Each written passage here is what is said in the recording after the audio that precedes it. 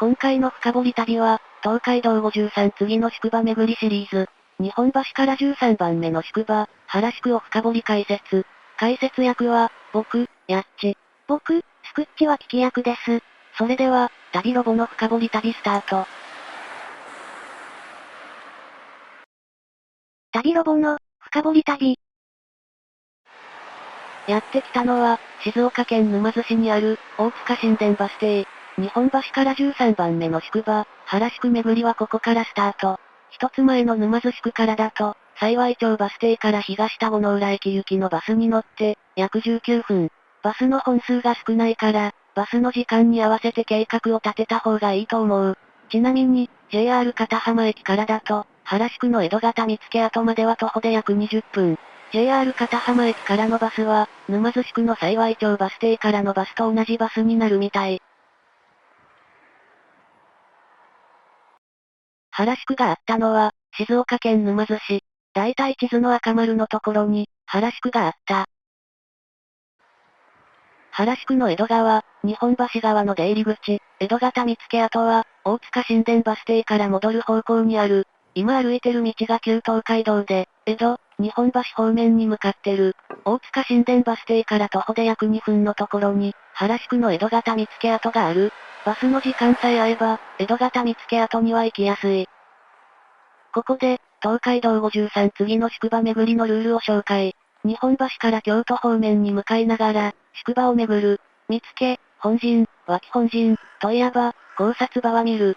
宿場間は公共交通機関を使って、そのルートがわかるような動画にする。ルールの詳しい説明は品川宿の動画にあるので、概要欄のリンクから見てください。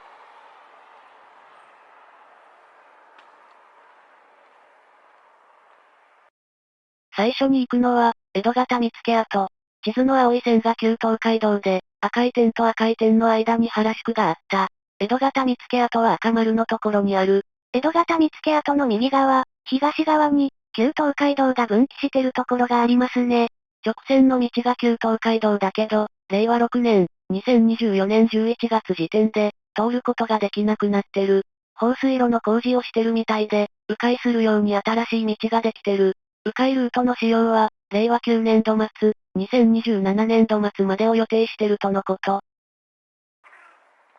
原宿の江戸形見附跡の解説は、フェンスとかカーブミラーに囲まれて、ひっそりと立ってる。この解説には、東木戸、見附跡ってなってるけど、このシリーズでは、江戸形見附跡で統一しようと思う。東の木戸だから東木戸、江戸川の見附だから江戸形見附。原宿の江戸形見附はこの辺にあった。交差点を江戸川、日本橋側に渡ったところに、神明宮がある。神明宮の御祭神は、天照大神。宿場の江戸川、日本橋側の出入り口だから、宿場の守り神的な意味合いもあったのかもしれない。令和6年、2024年11月時点で、江戸形見附跡は、京都方面に向かって右側が駐車場、左側が民家になってる。見附は、見張りの万兵を置いた軍事施設のこと。赤坂見附とかは、その名残。宿場の出入り口にも見附が置かれてた。この江戸形見附跡を過ぎて、原宿の中に入る。宿場の中から江戸形見附跡方面を見ると、こんな感じ。原宿は、東海道53次の宿場の中で、最小の宿場だったらしい。本陣は西町に1軒、脇本陣は東町に1軒あった。でも、天保9年、1838年に、脇本陣が消失したとのこと。原宿は、浮島ヶ原の東にできた宿で、中世の紀行文には原中宿として出てくるらしい。その浮島ヶ原が、原の地名の由来とのこと。江戸時代になると、原の三神殿の開発が行われた。原の三神殿は、上田神殿、助兵衛神殿、一本松神殿らしい。その中に大塚神殿はないけど、新たに開発した神殿って意味なんだと思う。ちなみに、助兵衛神殿は、本当にその名前だったみたい。でも、明治41年、1908年、風紀上好ましくないって理由で、桃里に改名された。桃里改名の経緯を記し、助兵衛の功績を称えてる、桃里解消記念碑もあるとのこと。白隠誕生地前交差点で、京都方面に向かって右側に渡る。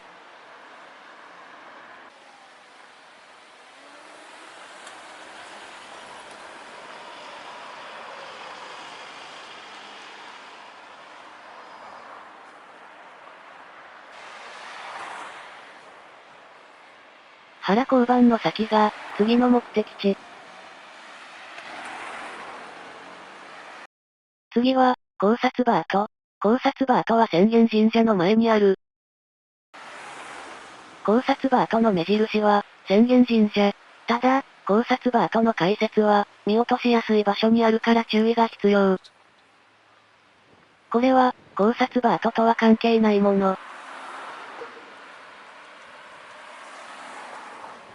考察バートの解説は、これの後ろにある。こんなに大きなものなのに、ただの案内図とか地図に見えてしまって、見落としやすい。考察場は、掟やハットを掲げておくところ。この浅間神社の前に、考察場があったとのこと。令和6年、2024年11月時点でも、考察バートは浅間神社の前にある。この考察バートの解説の上にある地図には、原宿の重要な施設とかの場所が載ってる。消失してしまった脇本陣の場所は、載ってないみたいですね。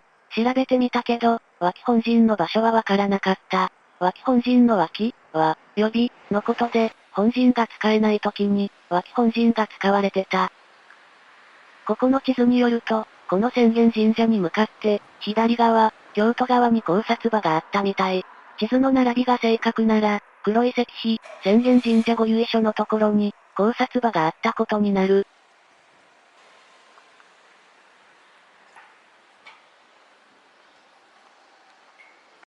次は、問屋バート。問屋バートは、考察バートの近くにある。問屋場は、大名などの荷物運搬、幕府公用の書状等の通信、大名行列の宿泊の手配などを担ってた。原宿には、問屋場が2軒あった。解説とかがあるのは1箇所だけで、もう1箇所は消失したらしい。解説がある問屋バートは、令和6年、2024年11月時点で、木村手芸店になってる。問屋場は、西町と東町に1軒ずつあって、この場所は西町。ということは、消失したのは東町の問屋場で、今まで通ってきた道のどこかにあったことになる。いつ消失したかはわからないんですか？寛政6年、1794年の大火で、原宿の大部分が消失したって情報はあった。その時に消失したままなのか、それとは別のことなのかは、情報が見つからなかった。ちなみに、問屋場が消失したって情報があったのは、ウィキペディアだから、どこまで正しいかは不明。次は、渡辺本陣跡。渡辺本陣跡は、問屋場跡の近くにある。原宿の本陣家は、あの前城の子孫で、代々、平左衛門を名乗ってたらしい。渡辺家の平左衛門の読み方は見つからなかったけど、一般的には平左衛門って読むっぽい感じだった。あの前城は、源義朝の七男で、頼朝の弟、義経の兄にあたる。そんな渡辺本陣跡は、令和6年、2025年11月時点で、江戸川、日本橋側から、ケーキ屋さん、民家、歯科医院になってる。ケーキ屋さんはハニーサックル、歯科医院は西家歯科医院。本陣は、大名などが泊まる宿のことで、一般客は泊まることができなかった。渡辺家は、広大な建物を持ってたから、自然と本陣になったらしい。問屋、年寄り、名主等を務めていたってあるから、さっき見た問屋場も渡辺家が営んでたのかもしれない。ちなみに、あの前城の幼名は、今若丸。義経が牛若丸で、兄弟の義援が乙若丸。若丸三兄弟なんですね。そうみたい。この三兄弟の母親は時は御前で、あの前城が源義朝の七男、義援が八男、義経が九男。鎌倉幕府の初代将軍、源頼朝は、若丸三兄弟の異母兄弟で、源義朝の三男。歴史は繋がってるということを実感できる話ですね。そうだね。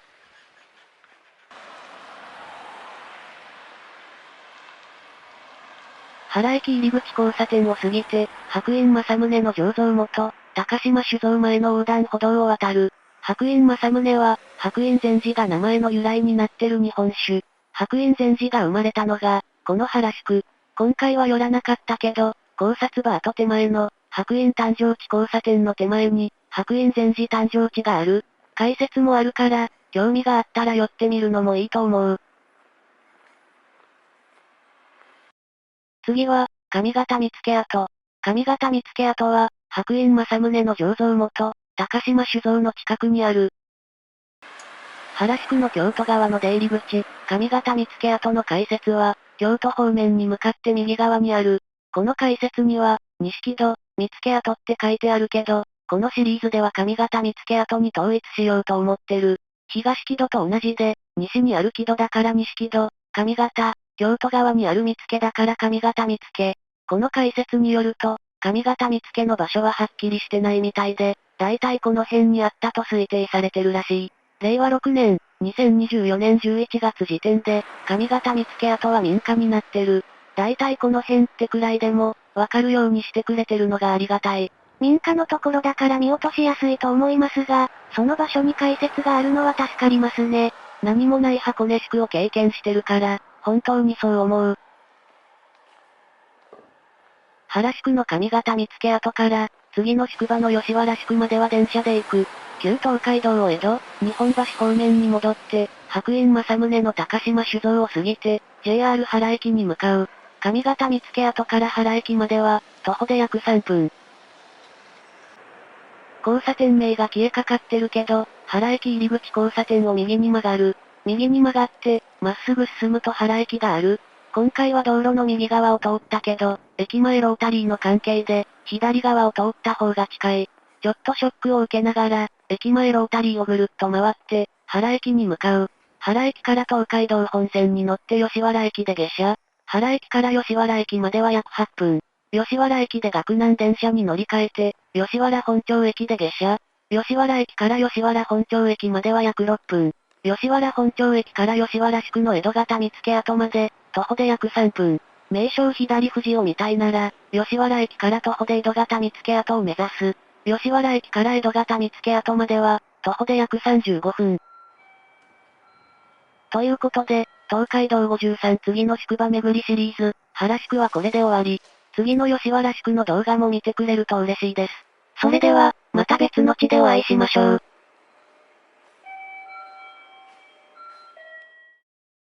ご視聴ありがとうございました。チャンネル登録、高評価で、僕たちの旅を応援してくれると嬉しいです。